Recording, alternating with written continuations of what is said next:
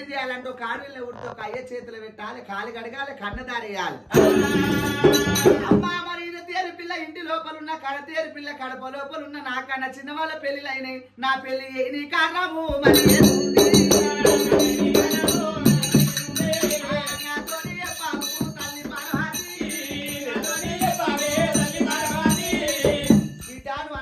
గుండెలు కలిగిపోయినా ఎంతకైనా కానీ మొగుడు చేసిన సంసారం మొగులు అంత చేసే సంసారం అడిగి అంటుతుందట. నేను ఆయన తొరిగితే కాలుకుంటా ఇడిస్తే పంచకుంటా కౌసు గుమ్మడికాయలు నా అడవిల్లరు నేను ఆయన వచ్చి నాకు అడుగు బిడ్డ అంటే మా నాయన వచ్చే వరకు నేను నీళ్లు తాగని నిద్రపోను. ఆ శంకరుడు కచ్చీరు బరకాచి వేసుకొని తాయిని గంటలు కట్టుకొని పార్వతి వచ్చే వరకు వంట పాకము సిద్ధం చేసింది. చిన్నగా బొడ్డు గిన్నె కలిగింది, బంతి పువ్వు వేసింది, బంగారు బొడ్డు గిన్నె అడిగింది. నీరు 7 గోళాలు పోసింది, అందుకి చెరగలు పోసింది, నాగన పాలు పోసింది, చిమ్మికల గడ్డి వేసింది, కానీ నాగతోతు దండం మీద వేసింది. ఆ శంకరుడు తడబెట్టి స్థానమా 2-3 లేపింది, ముచ్చధరించిండు, భోజనం చేసి ఉండే బిడ్డ యాదికొచ్చింది.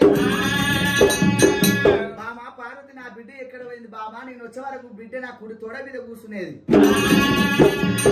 నాదా ప్రాణేశ్వర నీ బిడ్డను కొట్టలేను అక్కడ అలిగి కూర్చుందట. రావు రావు కన్న బిడ్డ కష్టం వచ్చినది కన్న బిడ్డ, పాలు వాడు కొడితే ఎప్పు వాడు ప్రాణం తీస్తా, సేను కాలుడు కొడితే చేతులు నరికితే ఏమి కష్టం వచ్చే బిడ్డ.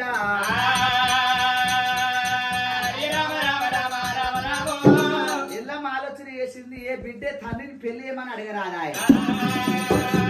నాయన, కొద్ది ఇంట్లోకెళ్ళి బయటకెళ్ళి మనం చెప్పిందట. నాయన మీదికెళ్ళి పోతున్నాయి 2 ఏంటి వంట 2 గండవేరు పక్షులు బిడ్డ, ముందు పోయేది ఏంది ఎంక మీద ఏందని అడుగుతుందట. ముందు పోయేదేమో మగ పక్షి, ఎంక మీద ఆడు పక్షాలు 2 భార్య భర్తలు కదా ఆయన నాన్న వాడుతున్నాయి ఏంటంటే అది గానగంత గంట ఈమా ఏరగంత ఎర్ర ఈమా 2 భార్య భర్తలే.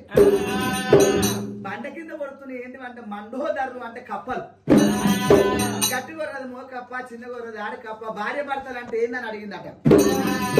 సత్తి కాకపోతే వస్తే పత్తి కావాలి, పత్తి కాకపోతే వస్తే సత్తి కావాలి, సత్తులు వేసుకునేది సుత్తుల కోసము, సుత్తులు వేసుకునేది ముందర గత్తుల కోసము. సత్తులు అనంగా భార్య భర్తలు, సుత్తులు అనంగా కడుపులో పుట్టిన పిల్లలు. ఆయన కుమ్మరోడు కుండ చేసేది అమ్మ తందుకాడు. ఆయన ఎంత ఎట్టి వాడవన్నిటికీ దీవు ఉంది, దీవు లేకపాయే మా నాయన,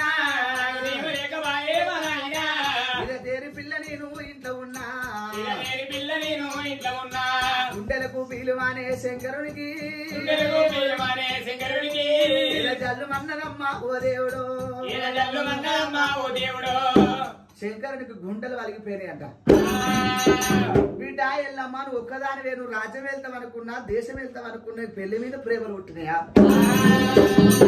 నాకు రాజ్యం వెళ్ళనిక ముద్దు మీద మిసం లేదు, మొల్ల మీద మొల్ల హారం లేదు, బాణ పెట్టి గుట్టగులు కొట్ట సత్తు లేదు నాకు.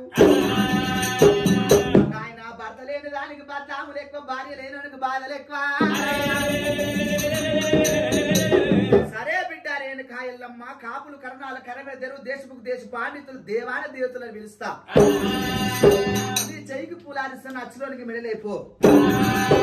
నాయన ఒకతే బిడ్డకు ఊరంతా అల్లుళ్ళు అంటారు, నేను దేవత బిడ్డను, నా పేరు ఎల్లమ్మ, నేను లగ్గ మాడతాను కొట్టుకదేస్తారు.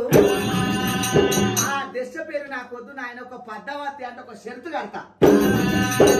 ఆ షరతు ఎవడు చేయించిన ముసలోడు గాని, ముడుగోడు గాని, యోగి సన్నాసి గాని, అచ్చగాడు బుచ్చగాడు గాని, ఆ షరతు చేయించిన వాడిని నేను లగ్గ మాడతాను ఎల్లమ్మ చెప్పిందట.